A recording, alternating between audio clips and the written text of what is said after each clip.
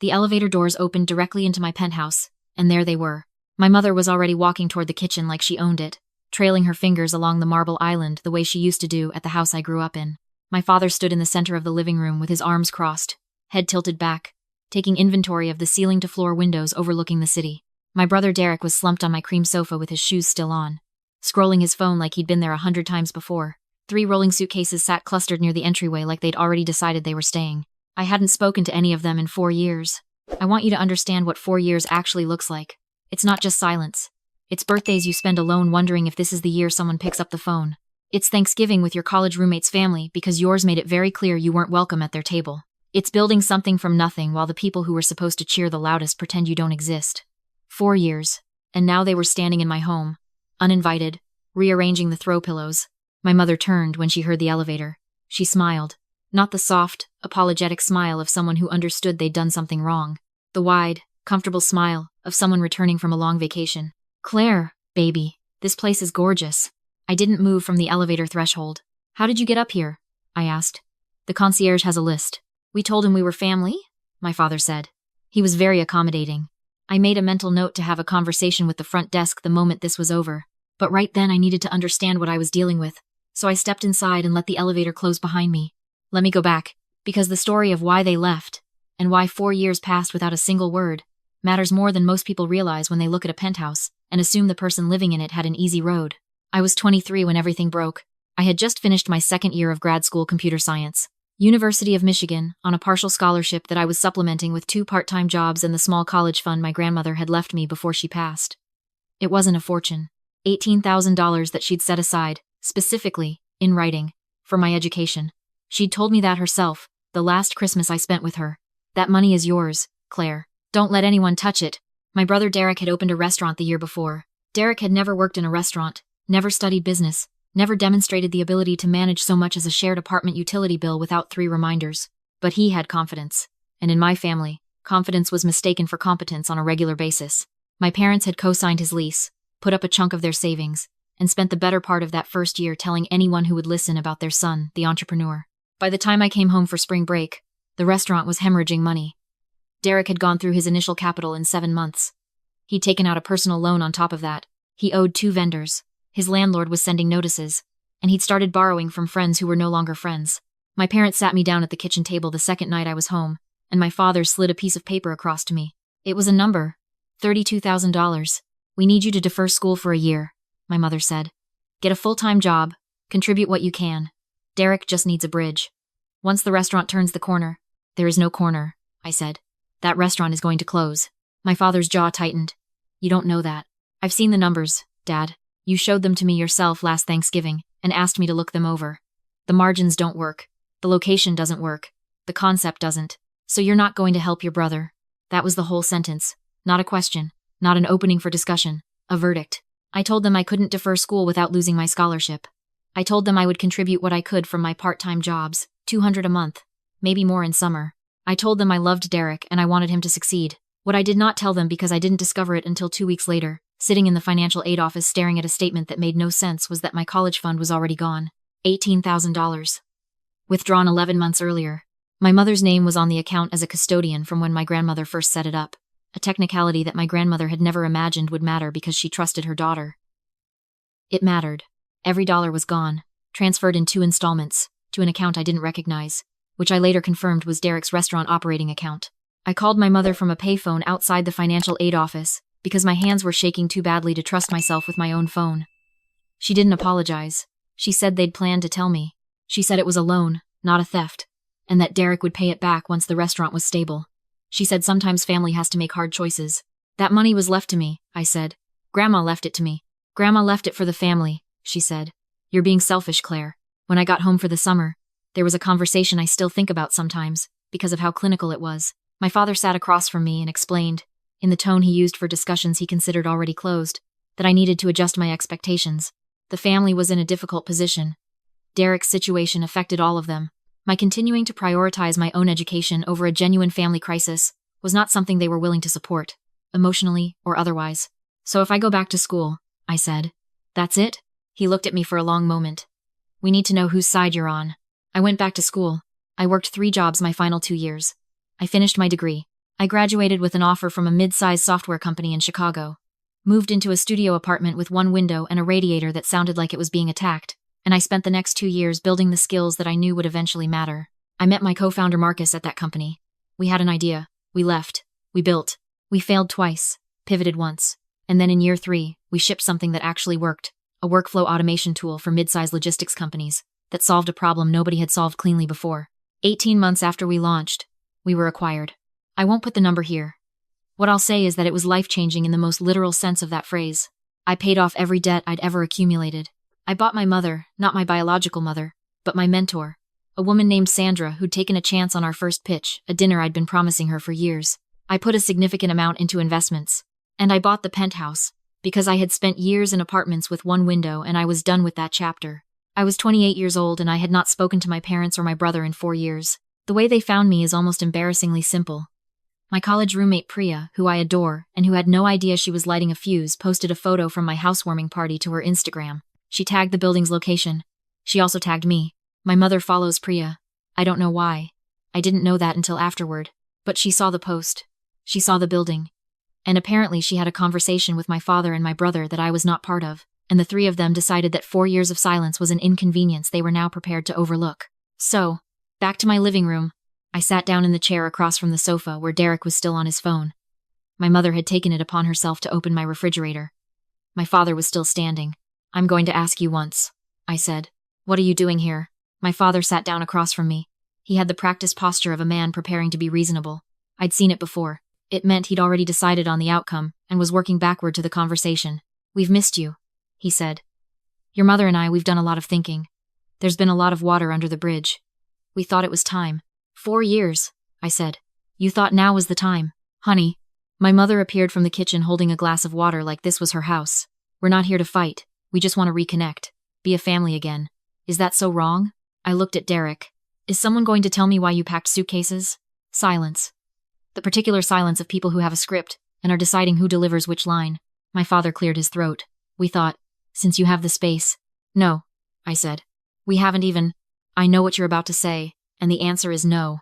You're not staying here." My mother sat down next to Derek, and her expression shifted in a way I recognized from childhood. The wounded bird look, the one that preceded a guilt offensive. "We drove 6 hours, Claire. I didn't invite you. You're our daughter. You spent 4 years acting like I wasn't." My father leaned forward. "We can talk about all of that. That's exactly why we're here. But right now, tonight, we just need a place to land." "Derek's situation." "What situation?" I looked at my brother directly for the first time. He finally put his phone down. Derek had the decency to look slightly uncomfortable, which was more than I expected. He was 32. He looked tired in a way that went past just one bad night. "I had some financial setbacks," he said. "The restaurant closed," I said. "It wasn't just the restaurant." "Of course it wasn't." I waited. "I got into some investment things that didn't work out," he said. "Some of it was bad luck. Some of it I made some choices I wouldn't make again. The point is, I'm in a hole. Mom and Dad had to sell their house to cover the worst of it. I let that land for a moment. They sold their house. They moved into a rental," Derek said. "But the rental situation isn't working out either. And I've got creditors, it's complicated. Claire. The point is, the family is in a really hard spot right now. And you," he gestured vaguely at the room around us. "You're clearly doing okay." There it was. The whole sentence delivered more gracefully than my father's version 4 years ago, but the same sentence. "You're clearly doing okay. So you're going to help us." My father stood up and walked to the window. He did this when he wanted to appear contemplative. "We're not asking you to fix everything overnight," he said. "But you have this space. You have 4 bedrooms. Derek could stay in the second room while he gets back on his feet. And your mother and we could take the third room for a few weeks. Just until—" "The master suite," my mother said quietly. I turned to look at her. She met my eyes without blinking. "Derek needs the master suite, baby. The room with the ensuite bathroom. His back has been bad, and he needs the bigger bed. You wouldn't mind taking the guest room. You're here alone anyway." I want to tell you that I was surprised. I want to say that I sat there stunned. That my mother's ability to walk into a home she had no right to enter and immediately begin restructuring it around my brother's comfort left me speechless. But I had known these people for 28 years. I was not surprised.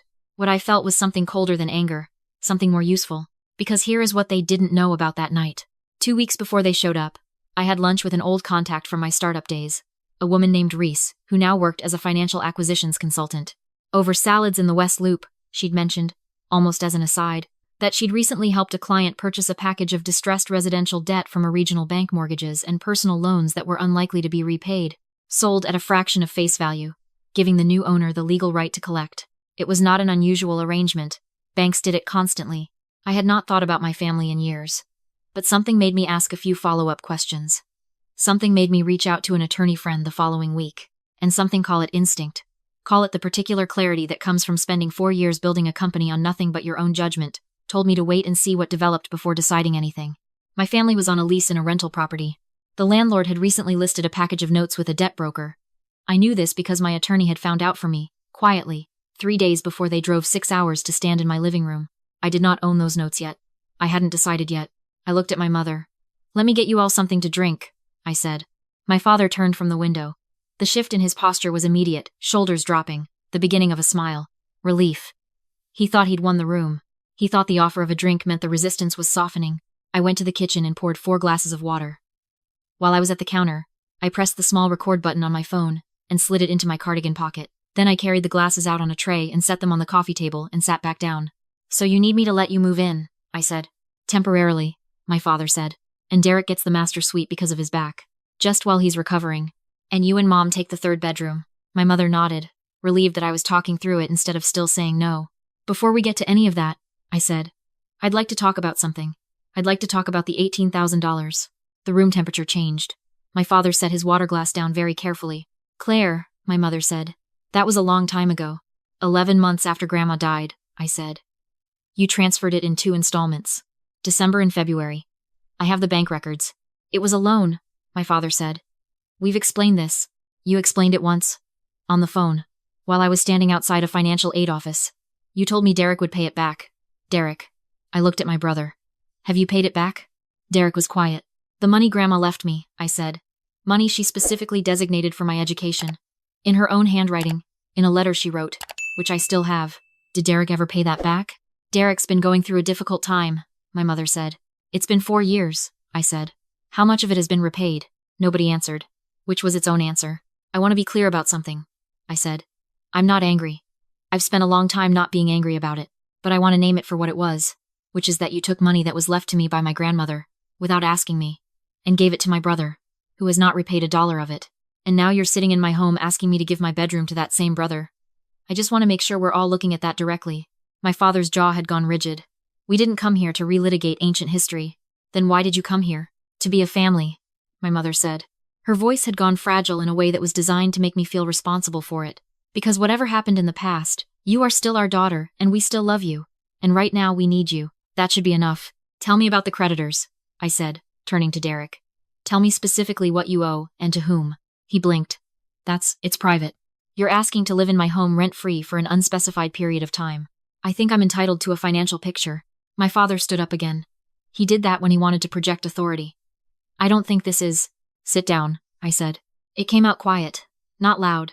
Not the way I'd imagined this conversation in the versions I used to run through my head in my 20s, when I was still raw enough to rehearse them. Quiet, flat, and absolutely certain. My father sat down. Derek walked me through it. It took 20 minutes. Personal loans totaling about $60,000, credit card debt, and one remaining obligation to a private creditor, a man I gathered was not the kind of creditor who sent polite emails that sat around 14,000. The restaurant had been closed for 2 years. He'd been working sporadically. My parents had covered what they could until they couldn't. "The rental you're in," I said when he finished. "How much is the monthly rent?" $1,700, my father said. "Why? And who holds the note on it?" He frowned. "What?" "The property. Your landlord. Do you know who holds the mortgage on that property?" "I know. I don't know." "Claire, why does that matter?" I reached into the cardigan pocket that didn't have my phone and pulled out a folded document. Not the debt purchase agreement, which was still unsigned, sitting on my attorney's desk waiting for my call. Just a single-page summary that my attorney had prepared for me. An overview of the note in question, the outstanding balance, the delinquency status, the purchase price the broker was asking. I set it on the coffee table. My father picked it up. He read it. He set it back down slowly. "Your landlord," I said, "is 3 months behind on the mortgage for that property. The bank has packaged that note with several others and made it available for purchase. The asking price is significantly less than the face value of the debt. Whoever buys it becomes the legal holder of the mortgage. The tenant situation transfers with it." The room was very quiet. "You're going to buy our building," Derek said. He said it slowly. The way you say something when you're trying to decide if it's a threat or an offer. I haven't decided, I said. I wanted to have this conversation first. My mother looked at me with an expression I don't have a clean word for. Something that was trying to be maternal authority but had hit a wall it didn't know was there. Claire, you can't threaten your own family. I'm not threatening anyone, I said. I'm explaining a situation. What I do with it is my decision. I just thought, since we're being a family tonight and looking at things directly, you should know what the landscape looks like. My father had gone very still. He was a man who had built his identity around being the one in the room who held the cards. I watched him recalibrate and come up empty. What do you want? He said finally. Tonight? I said. I want you to go to a hotel. I'll pay for it. One night. Somewhere comfortable. Because you drove 6 hours, and I'm not going to pretend that doesn't matter. Tomorrow morning I'll meet you for breakfast and we'll have a real conversation. And the building? My mother said. That depends on the conversation. My brother looked at me for a long moment. Derek and I had been close once. Before the restaurant. Before the money. He'd taught me to ride a bike. He'd driven 2 hours to my high school graduation, when our father said he couldn't make it. I had loved my brother in the way you love someone you grew up with. Which is a specific kind of love that doesn't fully go away even when someone does damage with it. Are you going to destroy us? He asked. Not aggressive. Genuinely asking. I'm not in the business of destroying people, I said. But I'm also done being a resource that gets accessed when the other options run out. If we're going to have a relationship, any of us, it has to be a real one. That means we start with the truth. I called down to the concierge and asked him to arrange a car to take my family to a hotel 4 blocks away. I paid for 2 rooms, 2 nights, because I wanted to be generous in the ways that cost me something, which is the only kind of generosity that means anything. I helped my mother with her coat. My father shook my hand at the elevator, which struck me as formal and sad and probably the most honest gesture he'd made toward me in years. Derek was last. He stopped in the elevator doorway. The 18,000, he said. I always knew it wasn't right. I want you to know that. I know, I said. I should have said something at the time. Yeah, I said. You should have. The elevator closed. I went back inside, sat down on the sofa, and allowed myself 60 seconds of stillness before I picked up my phone and called my attorney. The breakfast the next morning was at a place near the hotel, corner table, good coffee. I arrived first. My attorney, a calm, meticulous woman named Dana, who had an almost supernatural ability to be in a room without being noticed, arrived second and sat at the bar with her laptop. She was there in case I needed her. I hoped I wouldn't. My family arrived together. They looked like they hadn't slept well. My father sat down and immediately ordered black coffee. My mother spent a moment arranging her napkin. Derek kept his hands on the table. I had 3 things in front of me. The recording from the night before, transferred to a small digital file on my phone. A document my attorney had prepared, not the property note. Something else. And a single question I needed answered before anything else happened. I want to ask you something, I said. And I need you to answer it honestly. Not the family version of honestly. Actually honestly. My mother nodded. My father stared at his coffee. When you transferred Grandma's money, I said, did you intend to pay it back? At the time, in that moment, did you genuinely intend for Derek to repay it? Silence. Because if the answer is yes, I said, then what we have is a debt, a real one, with 4 years of interest, and we can deal with it like adults. If the answer is no, if you knew at the time that you were taking money that was mine and that it would not come back, then we have a different kind of conversation. My father looked up. For a moment I thought he was going to perform reasonable again, do the tilted head contemplative thing, give me a version of the truth that was shaped like honesty, but wasn't. Instead, he said, quietly, we hoped he'd pay it back. But you didn't know. No. A pause. We didn't know. My mother put her hand over her mouth.